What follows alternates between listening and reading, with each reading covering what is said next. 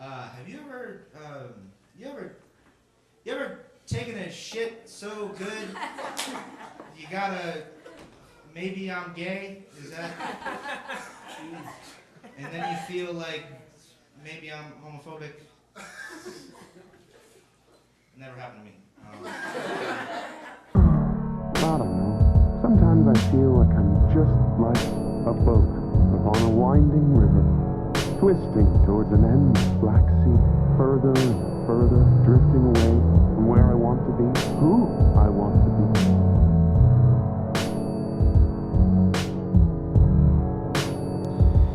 All right, fuck it, we're starting. This is it. This is Open Michael Miller, episode 16, I believe. I'm doing this every week, and I'm on track to get this shit done. Cause now I go to Tish, I go to the. I'm not saying I go to. I'm saying I go to the building. I go to the Tish building, and I make it a whole thing where I go and I sip some water and get a little bite, and I make it part of my routine. Which making things part of your routine is a key factor to success, ladies and gentlemen. So you heard it from me first on Open Michael Miller. All right, today is Easter Sunday, and I am alone.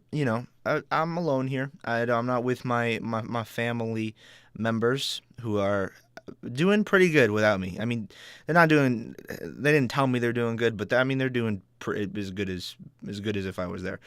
And it's yesterday was cool, folks.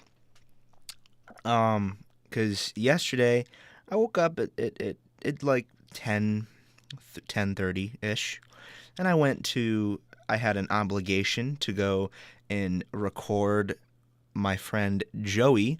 You might know Joey. Joey Rinaldi. He is a associate of mine, and I went to help him with his movie. I didn't really help much. I was just an extra, and yeah, that's basically all that happened. Oh yeah, and also I got straddled, which was great. I mean, that's the first thing I have to talk about is getting straddled because it was the highlight of my uh, year. Honestly, I mean, I can't even. I don't know when the last time that was. That's a little depressing. Um, we don't have to talk about that, but I kind of want to talk about because it was great. I mean, it was folks. You would have enjoyed. You wouldn't have enjoyed watching it happen, but you would have enjoyed seeing my face, which was concealed because I had a face boner. I'm not a child, so I don't get boners that I can't control anymore. But I do get face boners, which is like if I was a child and you see my no, that's no. If I had a active, if I didn't have erectile dysfunction, my face would be the face that you have when you have a boner. I get face boner sometimes, folks. I like using folks. I don't think it's mine to use though. I don't think that that's a good thing. You know why I'm saying folks? Because I was watching last night when I was smashed. We'll get into that, but I was smashed, and I was watching Louis C.K. Live at the Beacon Theater, and that's one of the ones that I haven't watched as many times as the other ones.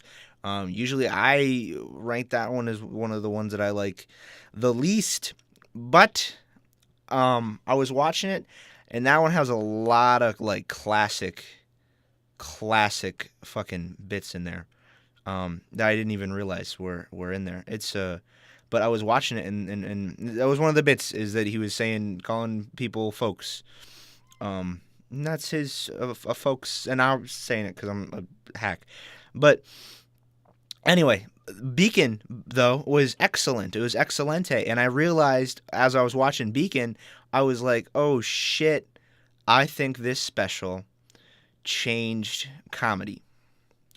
When I auditioned for Hammercats, which is one of the sketch groups at NYU, I earlier in this year in September, I auditioned for Hammercats, and I had mentioned because we had to do a little write up on a sheet before we audition. I got a callback. That one I felt good about. I thought I was gonna get Hammercats, but it didn't work out because I'm a white man, and there's so I didn't get Hammer Cats, but in the interview stage, they were asking me about some shit, and they asked about the paper, and one of them's like, "Oh, you saw Louis live?" And I was like, "Yeah," and he's like, "Live at the Beacon Theater changed my life." He's one of the guys in it, and I didn't understand what the fuck he was talking about, but I was watching, and I think that shit, it might be. I mean, okay, so he obviously changed the game with that one because that was the one that he put out that he put it out on his website for $5, and there was no, like, usually there's like some sort of computer doohickey technique engineering to make it so that people can't torrent it on the BitTorrents, but he just put it up there and I just said, don't steal this, please. And that changed a lot of shit for the distribution of a stand-up comedy special. And a lot of people after that used that. I think Gaffigan did that for Mr. Universe, and I think Aziz did it for one of his specials too. So it was a thing. It was a cool thing. But I think that deeper than that, because I was watching the actual, I was watching the show, and the thing about it, that's probably the most where it looks like it's off the cuff out of all of the specials, because like his style is a little bit where he does it so that it looks like it's off the cuff, but out of all of them, I think that's the one where it's like I honestly go as far to say that I don't think that can you hear me if I look like that, if I turn my head like this? Oh my god, you can't hear me anymore, can you? If I go and I turn the other way, can you hear what I'm saying? You can't. All right. No, so I was watching it, and that one, because I don't think before that people really, because what always fucking makes me so annoyed is when people come up and ask me, "Oh, is stand up just improvised? Is it just, do they just do it like they just go up there and have a few ideas and then they just like work them out and make everybody laugh?" And I think that special has a lot to do with that general perception, because like I don't know, because like I mean. Even, okay, so if you look at a bunch of other people, like Chappelle, or like Chappelle and Chris Rock, and like they were like the big comedy guys of their time, and they're obviously the shit is written. You can get that sense when you're listening to it, when you're watching it, that it's prepared. But you watch Beacon, and it really does. I mean, because he has bits that he starts. He has this one bit about, oh, there's a lot of weird babies in the world. If I could make the weirdest baby, I would pick. And then he gives us examples about how weird different babies there are. And then he's just like, oh, that's the worst thing I ever said. And he didn't finish the bit, but like you don't even notice, because like in the pacing and in the way that he delivers the special, it's like. It just, you don't even pay attention to structure and the jokes. It really does seem like that one in particular seems not the least okay, so I think Live at the Comedy Store is the least organized, like, thematically, but I think that this one like has that off the cuff type. I mean, because he walks out and he's like, oh, we're just gonna get into it, and we're not having an opener. I think that one. I think that show, I'm going out on a thingy to say, but I think that it changed a lot of shit. So, now that we're done with that little thing, we can talk about some other stuff. I don't know why I went into that shit. Why did I go into this shit? Gerard's special. I was supposed to talk about Gerard's special last time, but I was talking about comedy so much that I felt like it was annoying. And then somebody called me up and said that they enjoy that part where I talk about comedy. So maybe I can just talk about that then. And I won't keep it as focused on myself and complaining about the shit that's been happening, and just talk about my perceptions of things. So I'm gonna talk about Gerard. I didn't like it. I didn't like 8. I like his whole shit, his whole style. I really, it's 8 is on HBO, and Bo Burnham directed it, and the directing was really cool. Like it's a neat, it's nicely shot. Like it's a neat thing to watch. I just thought that it wasn't like the material, because like he's he shot it at the Comedy Store, right? Love at the Comedy Store. Spike Lee shot the last one. That one was fucking good. That's a good fucking special. This one seemed like it was like it was whole lot of like philosophy, and it was trying to be philosophy, but it wasn't jokey. Like it was okay. So CK's new special is kind of in the same way where it's ambitious and it's trying to be more philosophical, but I thought that it didn't work for 8. I don't think. But my favorite thing that he does is his pauses. I really fucking like the long pauses and just and waiting. Like just waiting. Like I know that like, it's people always say it's like, stand up is just as much silence as it is laughter. And it's just like shut the fuck up. That's something else. That's like he'll just I'm gonna tell a Gerard. I'm gonna do a Gerard bit.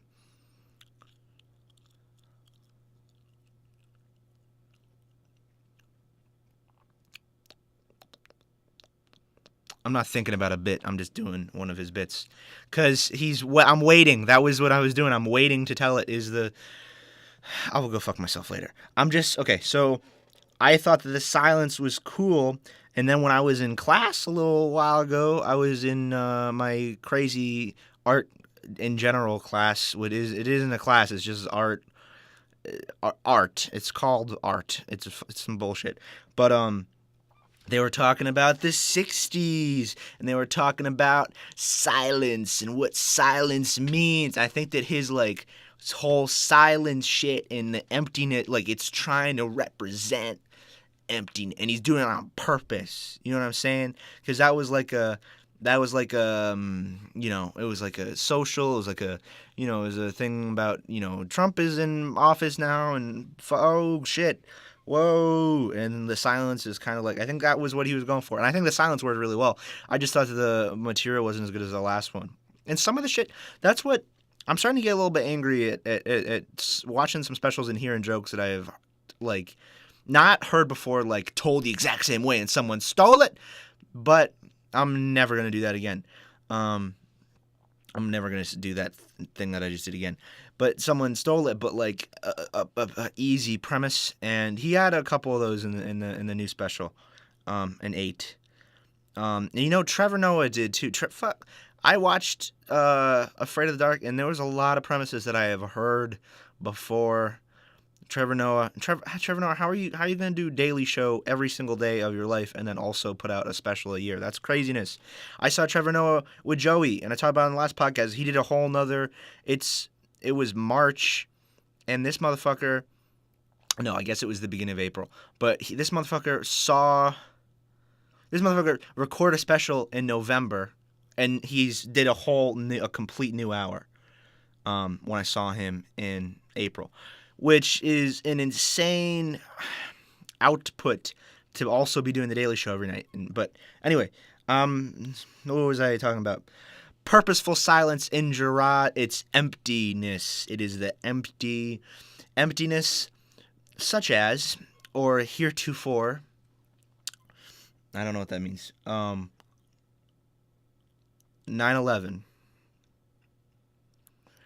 9/11.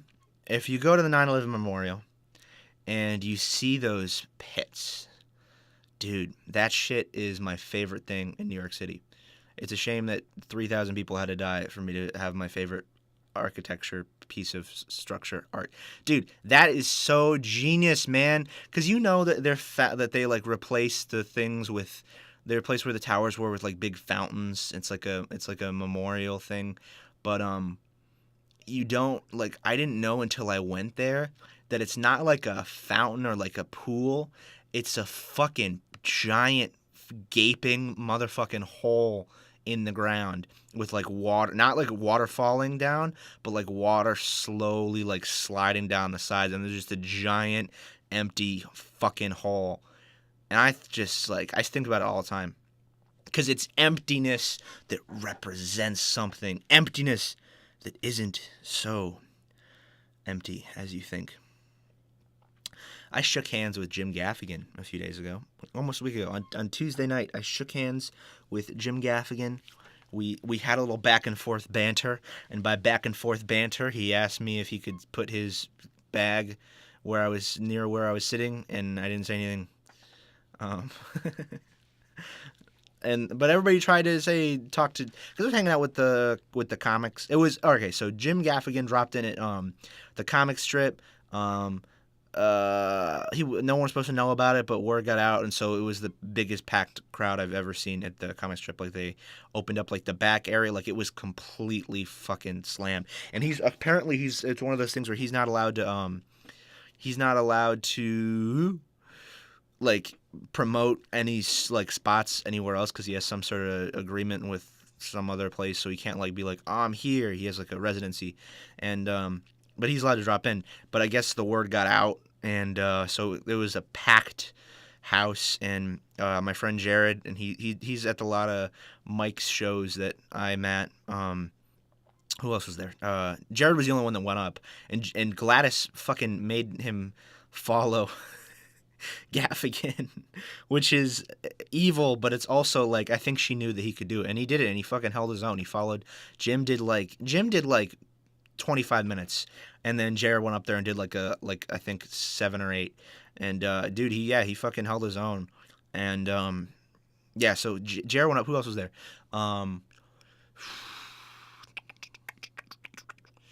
Kyle Pennant, Dean David, Nick, Alex, and you know who else was there? Fucking Richie, who's the club owner. Dude, this guy was Eddie Murphy's manager in the 80s. Like, if you watch Delirious, he's the guy that like before Eddie runs on stage and shit. He's like in all the intro shit before Delirious.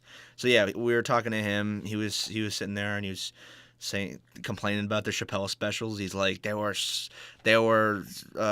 too political. They weren't funny. And he like that's what his whole thing is, that people aren't funny now. They're trying to be political and propaganda-y, and fuck that. I'm with Richie there, man. You know, I'm doing a thing where I'm sad. Hysterical is not political propaganda, but it's not funny either. Hysterical, I'm calling it by a thing, even though it doesn't exist. But the show, the one-man show, the little special, the little short film special one-man show thing called Hysterical as of right now is not funny at all, dude. It is not a funny thing. It is depressing. All the material is like it's you can tell that they're jokes, but they're not jokes because they're not funny. They're just bad, unfunny jokes that are like, oh, but that's kind of smart / I see what it's like. It's not a bad joke as in like, I get it, but it's not. It's like you can tell that it's a joke, and you can tell that it's a joke that works, but it's like enough with the shitty hating yourself stuff. But I don't know. I was thinking a lot about it, and I don't think I'm ready to do it. But I think the cool thing about not being ready to, I said I don't think I'm ready to. Of course I'm not ready to do it. I'll shoot it having been, I think 7. Hold on. I started September, so it'll be September, October, November, December, January, March. Oh. Did I say January, March? September, October, November, December, January, February, March, April. Okay. No, I have been 8 months in, but I also kind of took a little bit off for I'm 7 months in. 7 months of doing stand-up. No, 8 months. Fuck it. 8 months. Yeah, I'm not going to try to save any shit. 8 months into doing stand-up comedy. I'm shooting this 30-minute, I think. I don't even fucking know. But I'm not ready for it, of course. But I was thinking about it, and I realized, oh, you know what? Maybe that's the point. Boom. Mind blown. Maybe that's the point. Because form matches content. Goes in. I'm not ready is like part of the form. You know what I'm saying? The the end product, what you're watching, is something that is not ready and not complete. And then me talking in the things I'm talking about show that I'm not, or about that I'm not ready.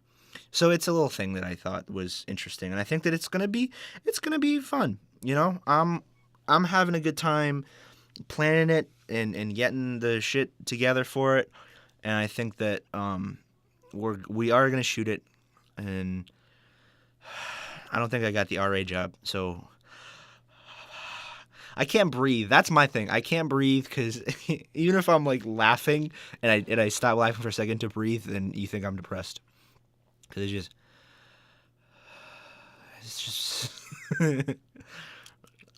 I think there's just one video of on my YouTube. No, not on my YouTube. On the Gulf High School's YouTube from those comedy shows that I put together in high school.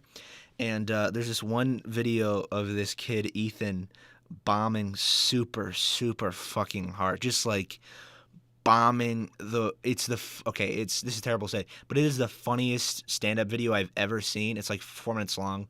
I think it's comedy performance number 4, I think. I don't know, but you can find it. It's on Gulf High Schools. I don't know, but it's what makes it so funny, I think, is the breaths of telling a joke, it bombing, and then hearing the like I don't know, the breaths I think is what makes, I don't know why, but that's something.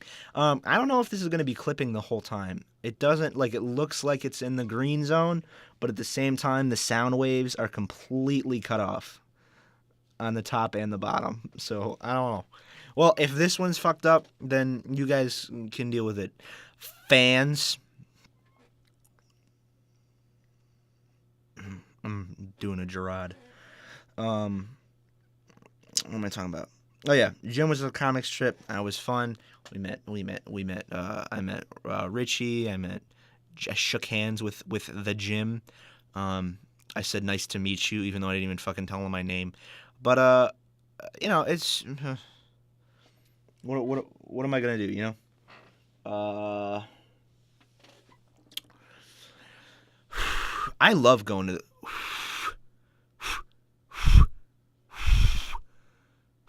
You hear that shit? All right. I love fucking going to the comic strip. I had a really good set. My binge drinking is making it confusing, but it's Sunday. So on Friday, I had a really good set.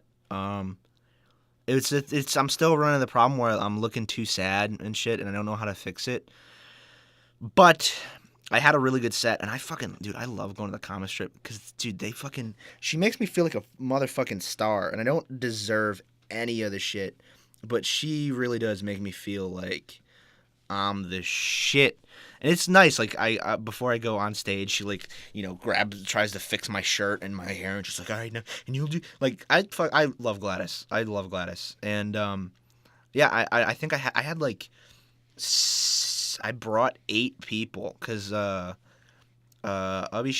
Prabhu's friend from high school came from DC up to New York, and he wanted to do something, and I was like, come watch me do stand-up, and so they came to watch me do stand-up, and then this chick, Mara, who, like, Abhishek's roommate kind of knows that I did stand-up, came up to me and was like, when's your next show? And I was like, this is a thing that I'm doing soon. So she came with her out-of-town boyfriend, and then she brought, like, 2 other chicks, and this other guy who did not have a good time and left halfway through, and I guess, I don't know, I walked in the bathroom, he was like, this is shit, bro. What the fuck am I even doing here? And he, like, took off, and, you know, what are you gonna do? I don't know. I don't know what I'm trying, man. That kid can go home, and he can try to make himself laugh with his piece of shit that attitude won't get you anywhere in life. You know that? Listen to the folks that know what they're talking about. That attitude is gonna get you squat, zilch. I hope you're hearing this somehow. I hope one day you stumble upon this and you hear it, but you gotta stop using that attitude, because everyone's gonna say, hey, Kevin, whatever your name is. You can't just go around being all attitude to everyone, and then you know what's gonna happen? You're never gonna be in love. So the comic strip, I had a good set. I'm running into the same problem where I'm being too sad, and I'm trying to figure out how to fix it. But I don't think I'm gonna fix it for this material because I think it works for like the whole theme of the show.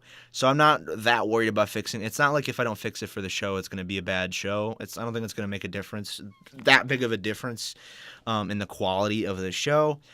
So I'm not gonna worry about changing it for that. But I really have to work on just writing some shit that makes me not feel bad, man. I don't like going on stage and just saying I'm a sad, fat piece of shit, and I hate myself, and I'm a virgin, and no one fucks me, and I gotta go on stage and be sad about it.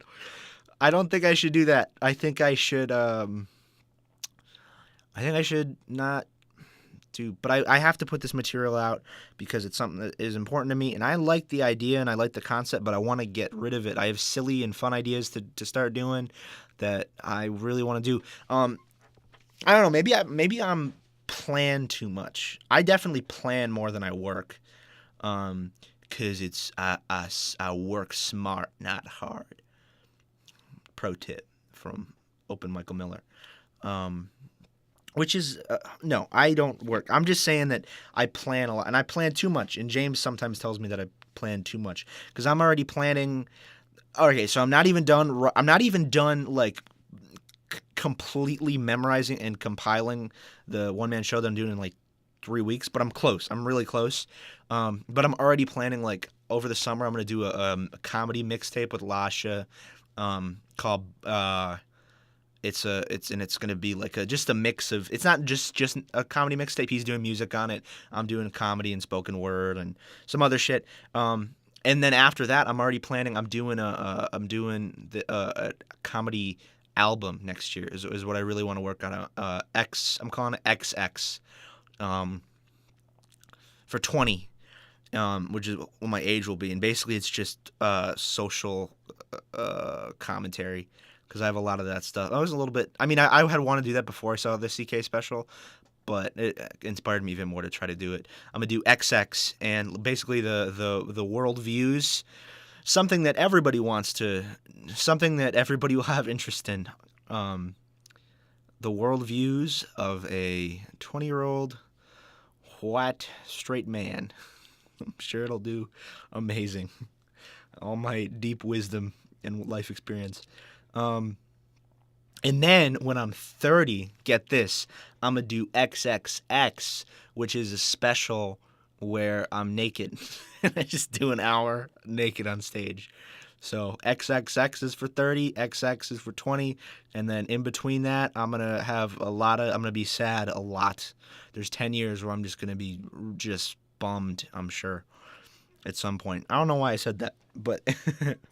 what's going on? It's Sunday. Tomorrow I have my first, I have to direct my final scene, which is, it's like okay, so I'm like in this it's called Performance Strategies, and in this class I have to like direct some children, some people my age, so they're not children, like basically they just read a scene, like, and we're in a room with like I'm really not giving very good descriptions of this. We're just in a room where it's like there's a table and we sit and they read this scene, they like cold read it, and then we talk about it, and I gotta follow the 5 steps of I gotta help them come to understand their character by asking them the 5 questions and then moving them to the scene, and then it's a silly little thing, but I have to write up, like, for whatever the scene, I have to write up character motivations and plan out what I intend for my the floor plan for the scene. It's gonna be some goofy shit. I'm sure I'll talk about it next time. And then I have my writing the essay class, which I'm starting to The writing the essay class. I'm gonna do my you ever take a shit joke. I don't. Yeah, I think I'm okay. So I'm probably I probably put the you ever take a shit joke from the last set I did. I probably put that in the beginning of this podcast, but I'm probably gonna do that tomorrow. Okay, so in writing the essay, we do in every time in the morning we do before we start class. She goes, all right, now tell one thing, and I've been using it for bits. The one thing about your week, and I just been like trying to sneak bits in there, but they're totally catching on because I'm being like, I went to the doctor's office yesterday. I've used that premise like 4 times. I went to the doctor's office. I'm so uncreative. I went to the doctor's office yesterday, and no, and they're starting to catch on. But I am gonna do the you ever take a shit? You ever take a shit so good? That's just what I'm gonna do. She's gonna tell me one thing, Michael. You ever take a shit so good? Oh God, man. Oh my God. Oh fuck. I'm starting to fall here. All right, so my drinking. We're gonna talk about this shit. So Thursday night. No, okay. So Monday night.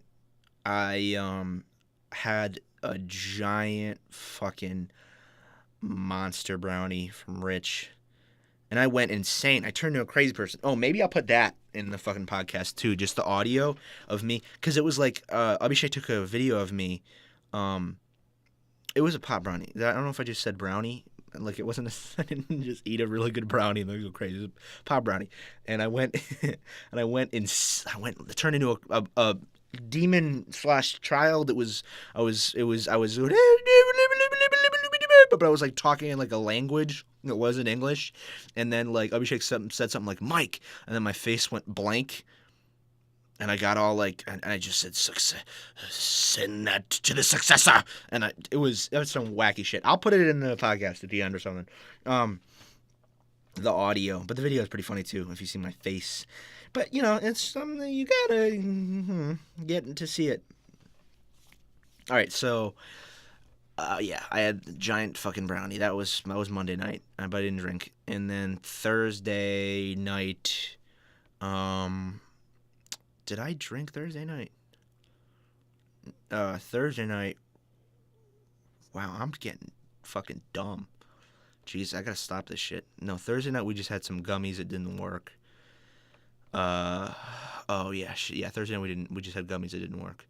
And Friday night we drank this vodka, and I got like bad. Like it was I got drunk then, pretty bad. Friday night. This is the shitty thing is that like, what am I supposed to say? Like there isn't a thing to talk about. I'm pretty sure on the last podcast I said I'm not gonna drink anymore. And I'm going to say on this podcast I'm not going to drink anymore because last night was the bad night. Last night, so I told you I helped Joey in the morning with his shoot, and then that fucking girl was so hot, and she straddled me because okay. I'm so alone. And so after that, I went and I slept for a little while because I was still a little bit messed up from Friday night. But then I we got some of the vodka again from Friday night, and they had left. Okay, so Friday night. See, I am getting stupid. That's why I gotta stop. My friends Bazil and Abhishek left out. I think I left. I don't know, but the Four Locos from Friday night got left out, and there were only a little bit drinking out of, but they were left out all night, and then I drank those, and then I had I drank like half a bottle of this triple distilled Smirnoff. It's like 100 proof, and it's crazy. I guess this guy John Stanley told Abhishek about it, and then Abhishek told me about it, and then we got it, and it was like, and then we went to go hang out with Joey. So we went all the way to Lafayette on the subway. Jesus. So we went all the way to Lafayette, which is a dorm. We didn't go to the fucking French general from the Revolutionary War. We went to Lafayette, which is where the three of us, Abhishek, Amaprabhu, and me, are living next year. It's like a 25. See, I have to get a subway card next year because it's like a 25-minute walk to my classes from Lafayette, and also at night, I think I'm gonna get passed at a few clubs. I don't want to be presumptuous, but I'm pretty sure I'm gonna get passed at some clubs next year, and like the comic strip is like on 81st Street, Second Avenue, so it's a long ass haul. You know, it's like an hour. That'd be like an hour and a half walk. So I have to get a subway, and like if I get past there, it means that I can like after the professionals get off, I can just if I can just go there every night and talk to the guy, and Richie actually, and Richie will decide if he wants to who he wants to put up. If I'm the only one there, obviously I get to go up, but there's other people who'll like decide who he wants to put up, and basically just do some jokes to the crowd, and it's a good system. But that's why I have to come up in July. I have to drive up to. I think the plan is I'm gonna drive to. Because, yeah, July 25th is the audition. So I think I'm going to drive up 4 or 5 days before that. I'm going to go to Boston and leave my car with my friend Joe at Joe's house, and then take a train in New York and do mics around the city. Because Joey will have an apartment in New York, so I can crash on his couch for a few days, I'm sure. And so I'll go to... That's the plan for right now. If it turns out that I can just go to New York and stay there when I go in July until school starts, then I won't drive. I'll just take a plane. But if I have to drive back, obviously I'll need a car to drive back. So I'll probably go there and do some mics for a few days in New York and sleep on the couch, and then do my audition, and then drive. And then also I kind of want to check out Boston with Joe too. So, but apparently E also is I think E called me last night when I was smashed. Wait, because I was okay. Yeah, so we went to Joey's to Lafayette because I'm a binge drinker. And we went to Joey's, and then there wasn't alcohol there, so we left, and then we got a case of 18 beers, and everyone was tired, and by the time we got back to my dorm, they all wanted to leave, and they took some of the beers, but then I drank alone after drinking 2 Four Locos and half a bottle of 100 proof vodka. I drank like 11 beers, and I passed the fuck out. Like I was having I would call them like I was starting to shake. Like I was so intoxicated that and I guess Joey said that that's dry heaving, when like your body wants to throw up because it's poison but it doesn't know what to do. It was bad. It was a bad, and I'm not proud of it. And this morning and all of today I felt weird. So I don't want to do that for a while because it's not. I just felt sick, and I probably sound off when I'm doing this, and that's probably the main reason why. But yeah, E called me at some point, like at the max when I was like 5 or 6 beers in, and yeah, we talked, and I kept drinking as we were talking, and yeah, I think that's what he said. Maybe I just imagined it, but I'm pretty sure he said that he would want to come up with me when I go to Boston and New York. Yeah, I'm stupid. E listens to this sometimes, I think, but he's the Emmanuel Brewer. He's from Newport Richey, where my high school was from. Where my high school still is. It didn't move. No, but he's at Rochester now, and he's studying music and is putting out he produced this. It was like he fucking mixed the shit and mastered the shit and put out this mixtape from these 2 rappers guys from my hometown, and that's the latest thing he just did. But he's been fucking grinding like a motherfucker with music lately, and so I think I don't know if that has to do if he wants to come up for that, but I think I do think that as long as I'm not just losing my mind, I'm pretty sure that was that was the conversation we had, was that he wanted to also come. Which is, if I drive up, dude, I want fucking someone to be there. I don't want to just drive 24 hours by myself, just alone with no one to talk to. I initially wanted to bring a fucking Gabby, but Gabby hates me so much, so Gabby wouldn't do it. Gabby, and then I don't know. No one would. So I'm glad that he said that he would go. Um, or I think he did. I was out of my mind. Anyway, um, yeah. So I gotta stop doing that shit. I'm working on the. Wait, Friday night I also smoked with Jack's friends, Jackson, and Josiah, who are music major. Jack is one of my suite mates, and he's a music major at Clive, and his two friends. Like, it was weird. I passed out Friday night. I passed out drunk in my bed while my friends are still over, and then I woke up to Jack's friends just like around me talking to me, and I was like, "What the fuck is happening right now?" And they were just talking to me, and they're like, "Hey, dude, you want to hang out?" And like, which is weird because we don't, that's not a thing that happens with us. So like I love the guys, they're awesome, but like we had never like hung out before and had that be a thing.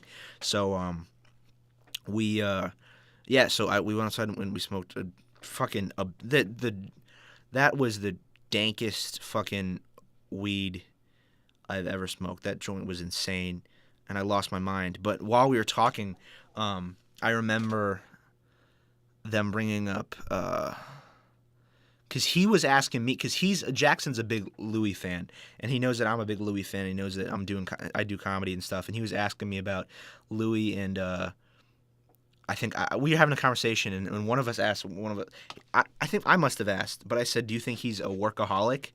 And because Jackson seems like a workaholic, and all these guys are workaholics. I need to be a workaholic, but Jackson basically said that he can see it in the motherfucker's eyes that he's like he needs to, otherwise he'll fucking kill himself, which I think is fair. But I don't know, man.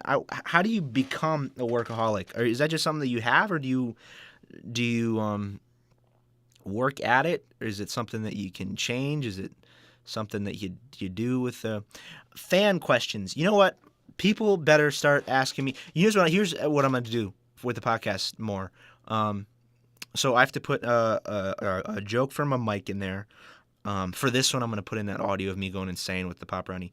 I'm going to start having Lasha send me, or maybe if he wants to, I can ask somebody else. But I think because like we like to do shit that's like symbiotic, where I'm going to ask him to like send me some news or some news headlines and shit, or some articles, and I'm gonna riff on them. I think it's a cool thing to try. I'll riff on them or make some jokes about the news live before having seen them. So he'll just send me a little thing, and then I'll open it up and click on the links when I'm here, and I can riff on them for a little bit. That'll be a segment called Mike's. I don't know. I just had this idea a few minutes ago. That's the only reason I'm bringing it up. But that's what I'm going to start doing with the podcast, too. I want to start doing... I don't think this one was at... Jesus Christ. See, this is why you don't drink. Because you fucking burp out of nowhere. God, usually you feel a burp coming. Christ. All right, so... yeah, I think honestly, I'm going to cut it short because I don't really have that much to talk about. But all I was saying was that we just talked about being a workaholic and shit, and then I went back and I lost my mind and fell asleep. That was basically all I had to say about the Jackson experience. But they're gonna go to this taping hopefully, and I think Jack and his friends are gonna help me do the audio for it, which I really want the audio to be good, and I trust them to make it good. All right, that's the podcast. I'm gonna put whatever things in it to make it to where I said the things would be. All right. I don't know. Sometimes I feel like I'm just like a boat upon a winding river, twisting towards an endless black sea, further and further, drifting away from where I want to be, who I want to be.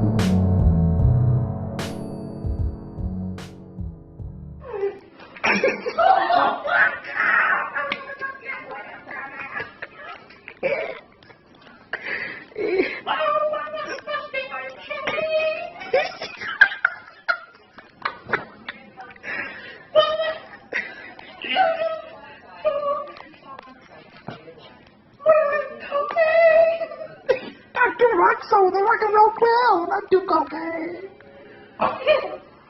You know it. One. Yeah. Success.